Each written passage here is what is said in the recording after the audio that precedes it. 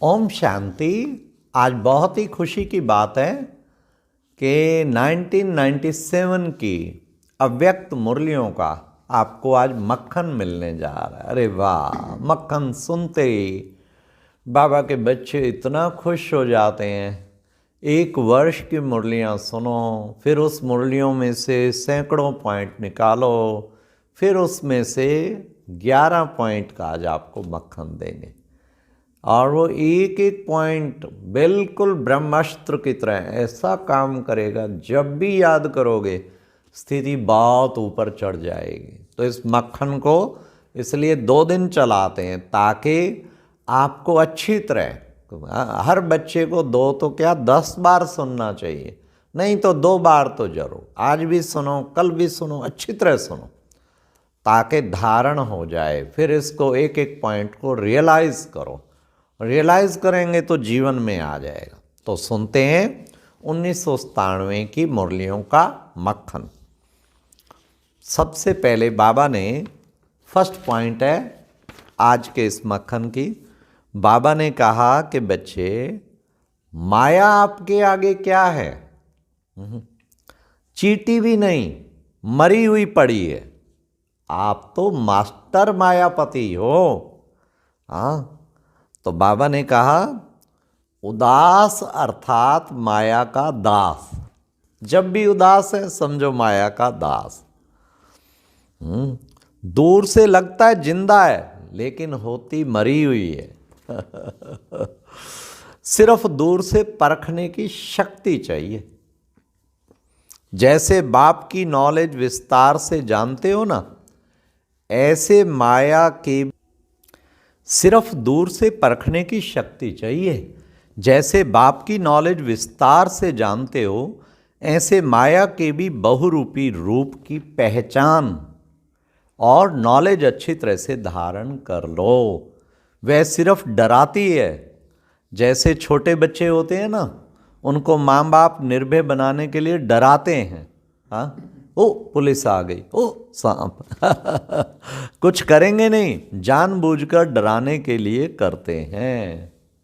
तो बाबा कहते हैं ऐसे ही माया से कभी भी बच्चे डरना नहीं है। जो बच्चे डर जाते हैं ना, बाबा कहते हैं वो डरने की आवश्यकता नहीं है। नेक्स्ट प्यारे बाबा ने कहा कि बच्चे, निश्चय अटल है, अखंड है। ऐसा अटल अखंड निश्चय है। अच्छा, बाबा ने कहा माया को हिलाने के लिए भेजें? माया आपसे डरती है और आप माया से डरते हो। माया अपने दरवाजे देखती है, खुला हुआ है, यहाँ खुला हुआ है, ढूंढती रहती है। आप घबराते क्यों? माया कुछ नहीं है। कुछ नहीं कहो तो कुछ नहीं हो जाएगी। आ ही नहीं सकती, आ नहीं सकती तो आ नहीं सकती। क्या करें? तो माया का दरवाजा खोला, माना आवाहन किया। तो बाबा ने कितना अच्छा तरीका बताया। इसलिए संकल्प को बीच बीच में दृढ़ करते रहो, ढीला नहीं करो। कई बच्चे ढीला कर देते हैं ना संकल्प, तो बाबा कहते ढीला नहीं करो। फिर बाबा ने विशेष 3rd पॉइंट, सदा ये अनहद गीत मन में गाते रहो कि वह भाग्य विधाता बाप और वह मुझ श्रेष्ठ आत्मा का भाग्य। यह भाग्य का गीत सदा ऑटोमेटिक बजता रहे। गीत ऑटोमेटिक बजता है, चेक करो। वह भाग्य विधाता और वह मेरा भाग्य, ये दोनों चीज़ें। अपने भाग्य की भी सराहना अंदर अंदर करो जो भगवान ने दिया, और भाग्य विधाता की भी करो।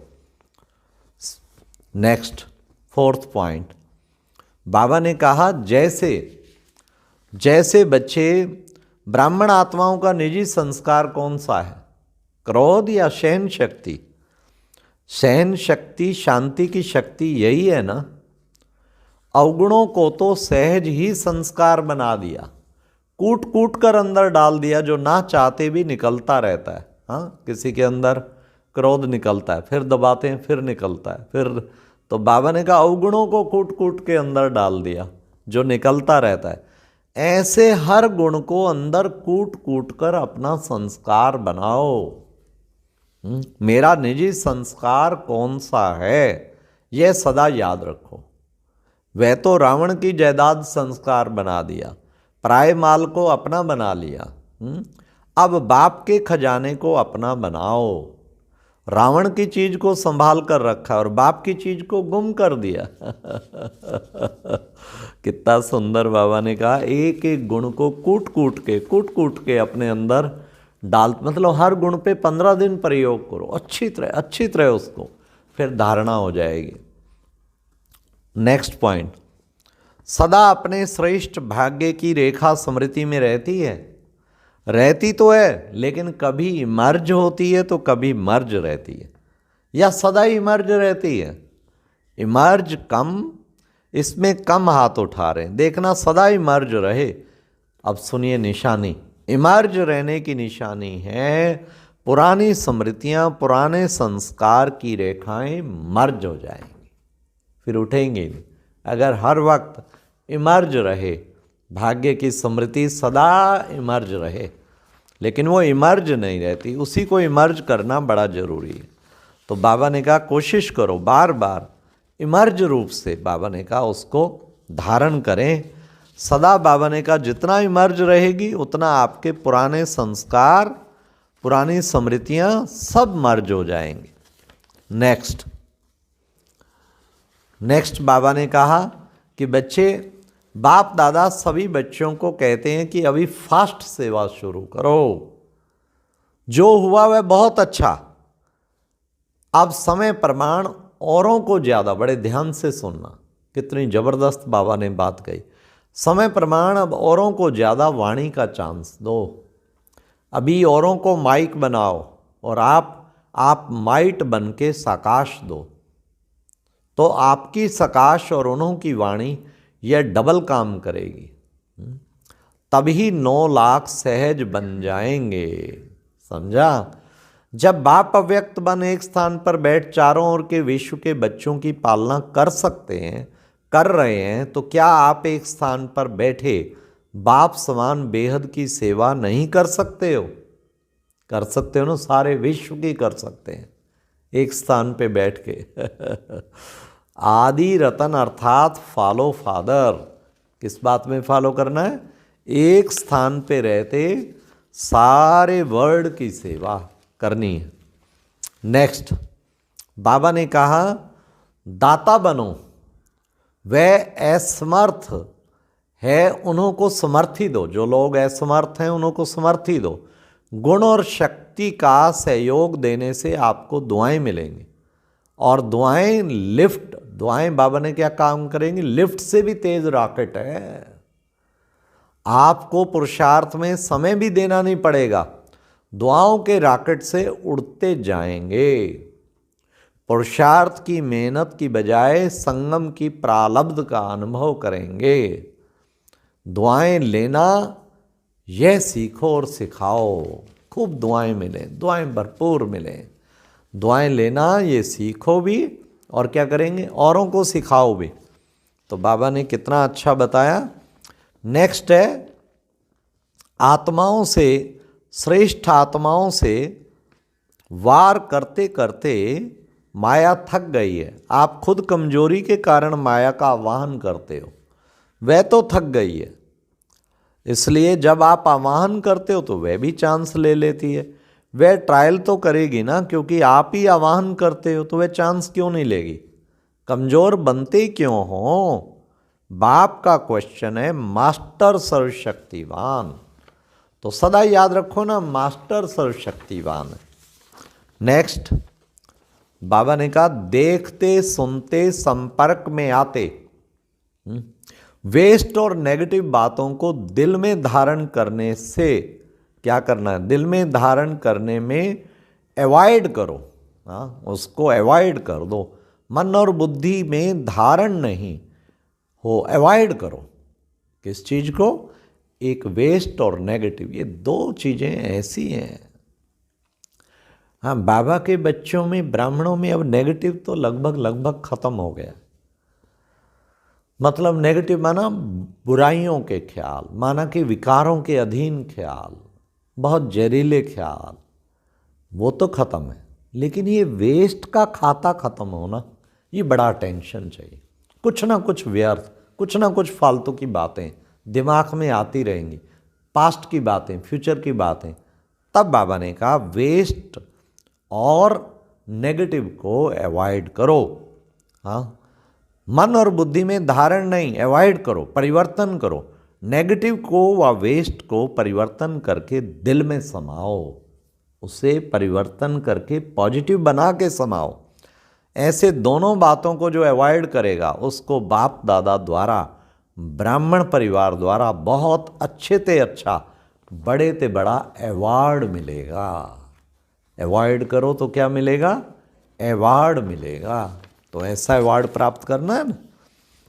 नेक्स्ट बाबा ने जो विशेष मक्खन की नेक्स्ट पॉइंट है वो है, बाबा ने कहा कि बच्चे अभी क्या करना है, इस वर्ष क्या करना है। बाबा ने कहा सफल करो, सफलता पाओ, सफलता लो। ये बाबा छोटा सा स्लोगन दे रहे हैं, समझा? क्या सफल करना है? जो भी आपके पास है, अपनी जो प्रॉपर्टी है ना, क्या समय, संकल्प, श्वास व तन मन धन सफल करो। अपनी प्रॉपर्टी ये नहीं समझना कि सारे किले बेच के, सारी ज़मीन जायदाद सब घर बेच के बाबा की ओर लगा दें। नहीं, वो जो ज़रूरत है वो तो रखो, लेकिन सबसे बड़ी प्रॉपर्टी कौन सी बताई बाबा ने? समय, संकल्प, श्वास, फिर तन मन धन सफल करो, व्यर्थ ना गवाओ। ना आईवेल के लिए संभाल कर रखो, संकल्प को भी सफल करो। एक एक संकल्प यह आपकी प्रॉपर्टी है। जैसे धन स्थूल प्रॉपर्टी है, वैसे सूक्ष्म प्रॉपर्टी है समय, श्वास, संकल्प।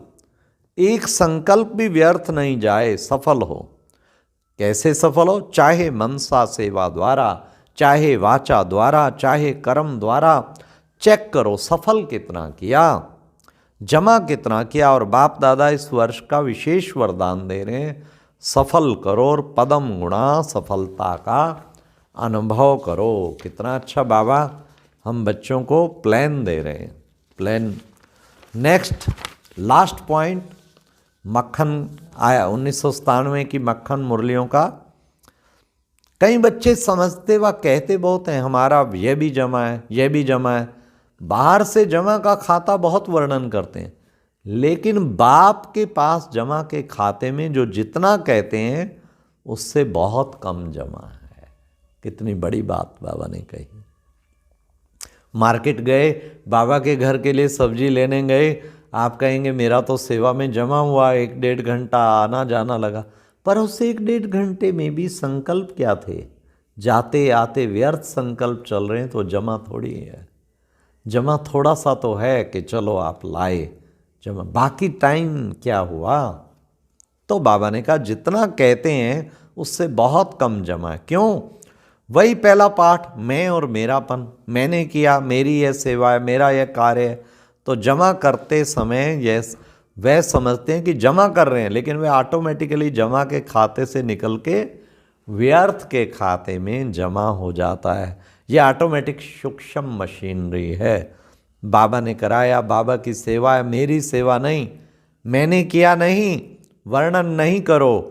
मैंने यह किया, मैं यह करती हूँ, मैं यह करता हूँ, नहीं, यह मैं नहीं। क्या कहना है? बाबा बाबा बाबा बोलो तो पदम गुणा जमा होगा। अच्छा, ओम शांति। ये था 1997 की मुरलियों से निकला हुआ मक्खन। ओम शांति। और अब यह एक बहुत अच्छी वीडियो भी जरूर देखें।